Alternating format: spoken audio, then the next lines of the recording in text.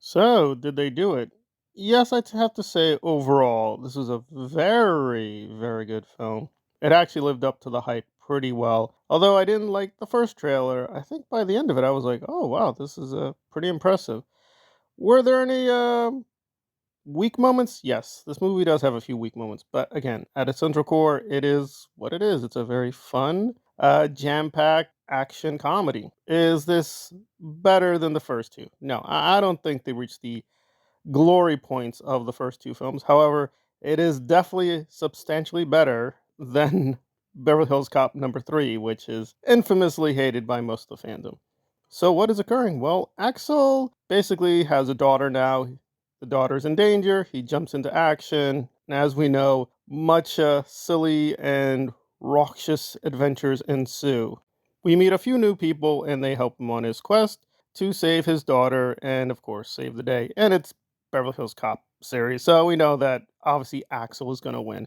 That said, I was surprised at how much he does actually act like a detective. Granted, the central mystery is back to the alphabet thing. It's not really that impressive. When you figure it out, you're like, oh, yeah, that was pretty easy to resolve.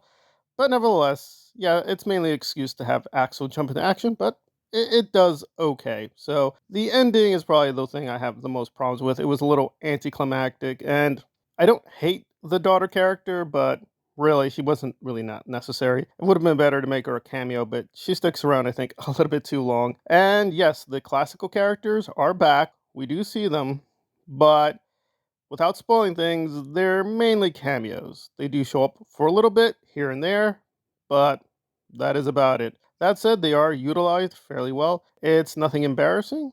I think they're trying to do a lot of things with the material and respect the material. So I think overall, I was very pleased as a fan. That said, besides the plot being weak, then say F again and then say F again, it's like, okay, I got it. But again, it mostly fit the story, so wasn't too bad. So overall, very good, very fun.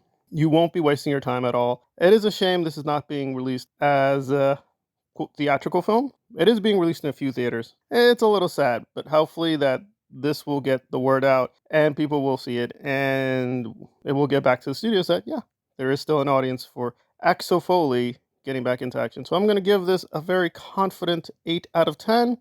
We're not back to the glory days of the 1980s, but yeah, this could have gone badly in so many ways. So please check it out. It is. So here we are with Axel Foley. It gets, I guess, not an F, but a B plus, B to B plus, somewhere around there. Yeah, it's a good movie.